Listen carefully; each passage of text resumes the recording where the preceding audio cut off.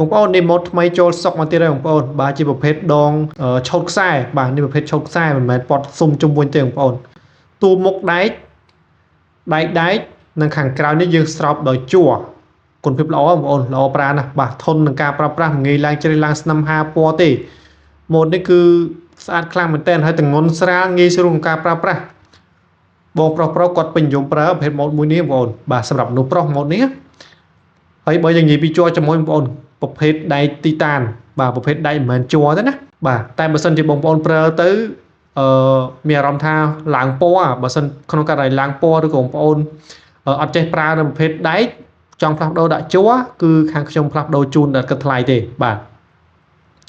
ចឹងបងមើលម៉ូតគឺស្អាតមែនតើបងប្អូនដៃពណ៌ទឹកប្រាក់ទូខាងមុខនេះខ្មៅជាមួយនឹងជ័រខាងក្រោយពណ៌ទឹកប៊ិចបាទស្អាតមែនតើបាទ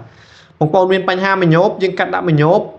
សម្រាប់បងដែលមានបញ្ហាមើលអក្សរចិត្តអត់ច្បាស់កាត់មើលអក្សរចិត្តអត់ច្បាស់ហើយសម្រាប់បងដែលចង់ការពារពលឺយើងកាត់គ្រាន់តែការពារពលឺជូនបានរាល់ការប្រឌិតភ្នែកនៅហាងវ៉ាតាប្រអប់តិចគឺអត់មានគិតថ្លៃជូនពុកម៉ែបងប្អូនទេបាទបងប្អូនតនេឬក៏ចង់ប្រឌិតភ្នែកអាចអញ្ជើញមកប្រឌិតភ្នែកបានហើយទីតាំងហាងវ៉ាតាប្រអប់តិចយើងខ្ញុំគឺមានរហូតដល់8សាខានៅក្នុងភ្នំពេញនៅរាជធានីភ្នំពេញបាទអញ្ចឹងបងប្អូនអាចឆែកមើលតាមសាខានៅជិតសាខាមួយណាអញ្ជើញទៅសាខាមួយនឹងបានសម្រាប់ទីតាំងហាងវ៉ាតាវ៉លអប់តិចសាខាទី5គឺនៅទល់មុខជាមួយនឹងក្រុមហ៊ុនដឹកជញ្ជូនវរៈបន្ថែមសាខាទូលពងរោ